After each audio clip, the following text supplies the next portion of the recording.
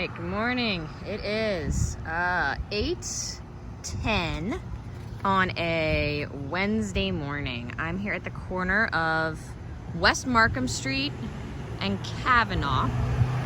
West Markham Street goes straight here. Kavanaugh veers off to the right. This is actually the beginning of Kavanaugh. So to kind of give you the landscape, this is downtown Little Rock this way.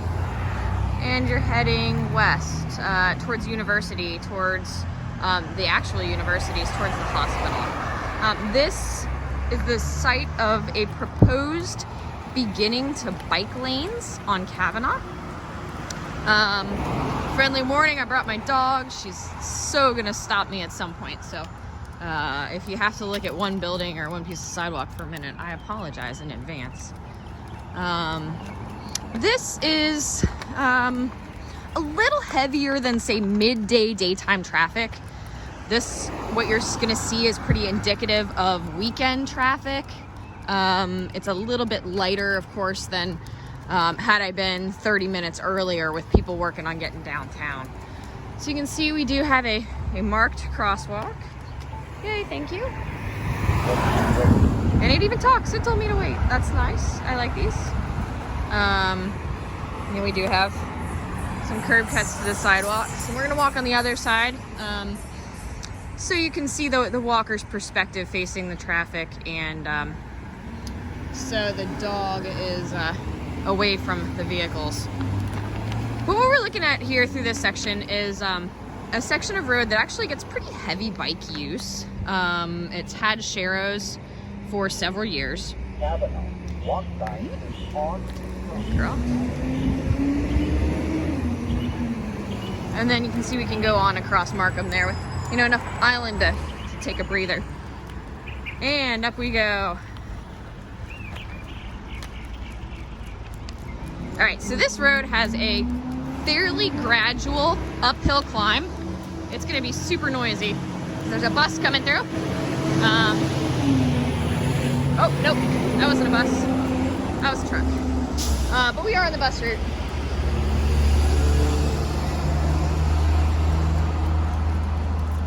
I don't know what this is going to be, but it's a nice bench.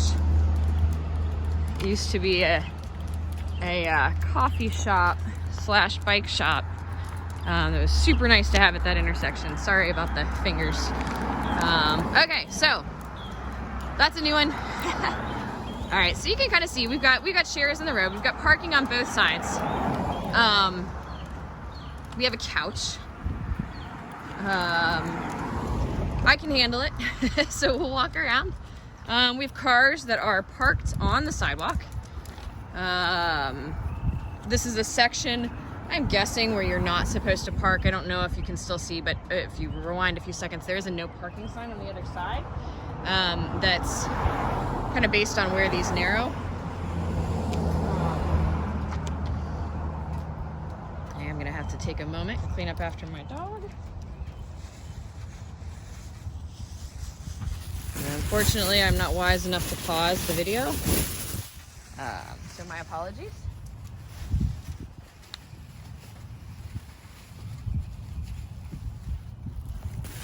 All right. Hopefully I didn't just show you the dog poop. There we go. Real life on the street. And the dog in the wrong direction, which is also real life on the street. So you figure, if you're walking your dog or a young child, these things happen, right?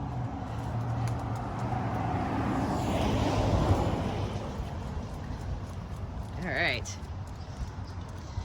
So,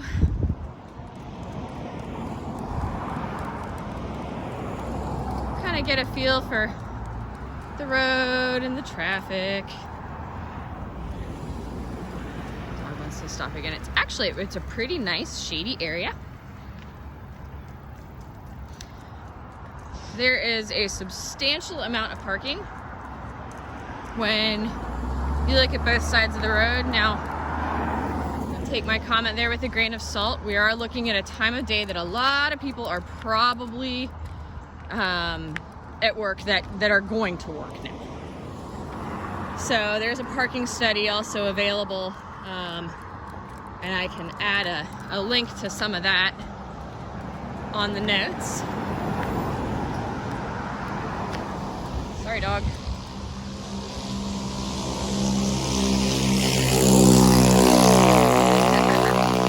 That's something you don't see too often. Oh, yay! Someone on a bike. A downhill side. The downhill side's the way to go. You know, this hill is not that steep. Not so steep that, sheesh. Not so steep that, you know, you would want to avoid it at all costs if you're a really, really slow biker like myself.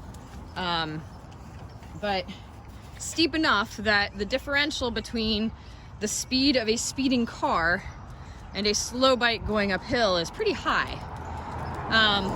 A lot of times, as we saw just the beginning of, these sidewalks are covered.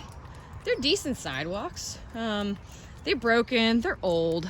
It would be difficult for someone in a wheelchair to go through this area, you know, a hill aside.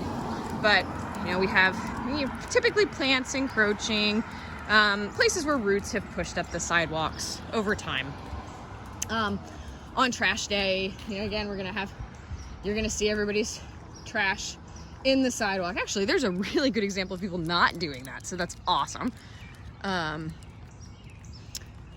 you know, if it's plant pickup day, then there's often, you know, yard clippings and things sitting there. So here's a nice quiet stretch. So you can see we've got all this parking to the side, and then sharrows in the road, and another walker, so I will plot myself in the uphill parking.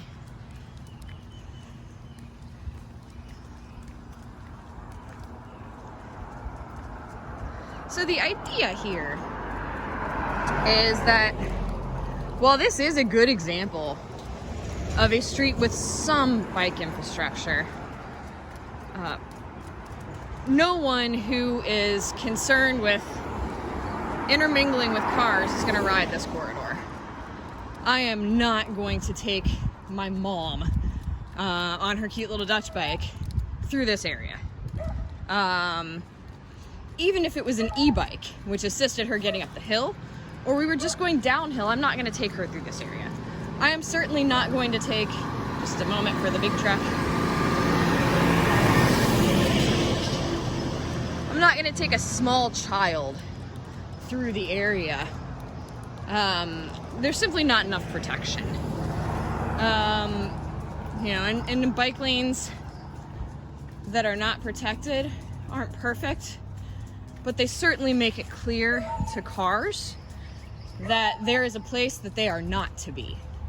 I think from my perspective, one of the issues that I have with this section of road as a biker and as a driver are that these mostly empty parking areas really say, okay, well, hey, person on a bike, you're nervous of the car, so you cross the white line here, come over into the parking, but then you get to another car and you pull back into the drive lane.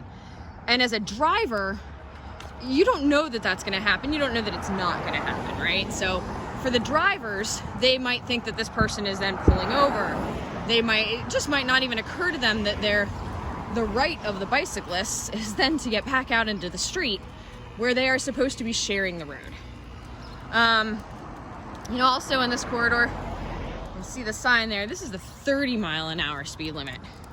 I would definitely argue that this purely residential coming up to Commercial Road should be a 25-mile-an-hour speed limit.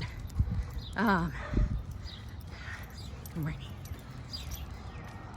I always try to avoid catching people. I certainly don't think random people want to end up on a video. But we've seen a couple people walking dogs and a couple people on bikes.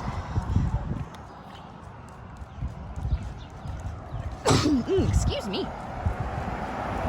But the traffic's still moving at a decent clip. Maybe some of these folks are late for work. We've got community mutt mitts. Oh no, they're empty. But that's a nice feature that says, hey, we want you to walk. We want you to walk your dog. We do want you to pick up after your dog. But that should be a given, right? We should be good humans. My dog wants to sniff everything. So from where we started, this would be, it's a nice, flat, easy ride to downtown from there. So if this corridor was someplace that people on bikes felt a little more secure, I think that the ridership in the area would increase substantially. We don't have a ton of bike facilities downtown, but what we do have often has plenty of parking available in it. So, and I definitely think the city would jump on getting more bike parking in more places if they saw the ridership increase.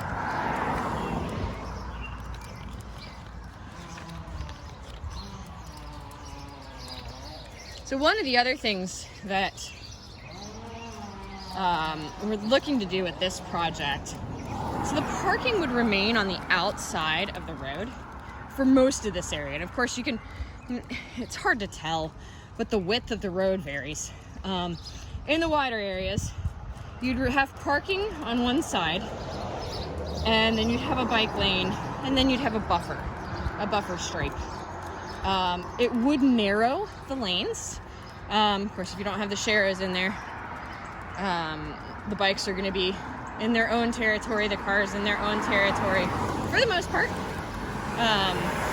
The idea behind the narrower lanes is that narrower lanes do slow drivers. Another thought here, and we'll see if we make it to the business district today. We're already at 12 minutes.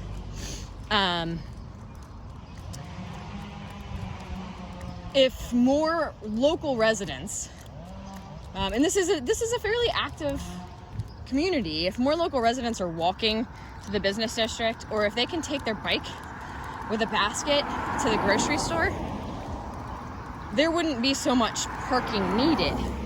I've made some comments on other things on some of our trailheads.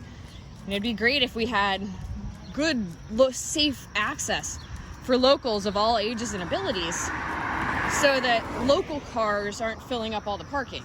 So there's room for tourists and visitors, and it brings more money to the city and to the neighborhoods. Like getting an argument with the dog. So you see this person kind of parked at the edge. They're gonna be close to being in on the lane. But those are the kind of spots that when I'm riding my bike through here really kind of make me nervous, because I feel like even with the sharrows in the middle of the road, sometimes cars see these lanes and they think that that's where the bikes are supposed to be. At the end of the pandemic, people having to go back to work, traffic all of a sudden, I shouldn't say the end of the pandemic, the slowdown. People suddenly are going to work, there's people all over the road, everybody has to drive again, and nerves are a little flustered. There's a really nice park right up that road. We've got blocked sidewalk and only sidewalk on the one side. The park is actually on the right. Come on. But I think some of the nerves of people driving are a little shot.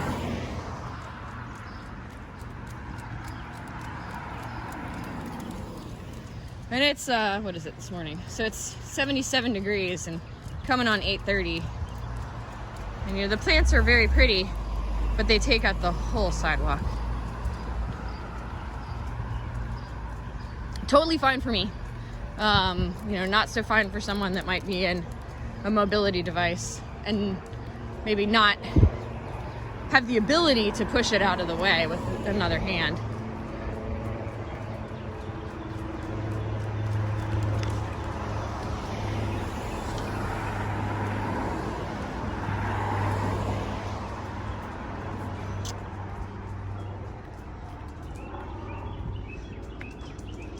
All right, So as to not bore anyone to death, I'm gonna pull it to a stop up here. You see we kind of lost the separated parking, but these lanes are now very, very wide.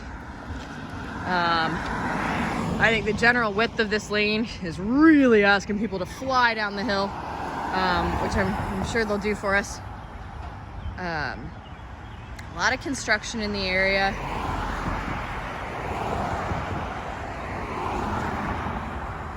Well, I mean, my guess is we're probably looking at 30.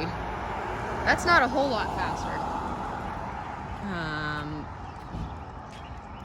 But when you hear it behind you on a bicycle, it's still a little concerning.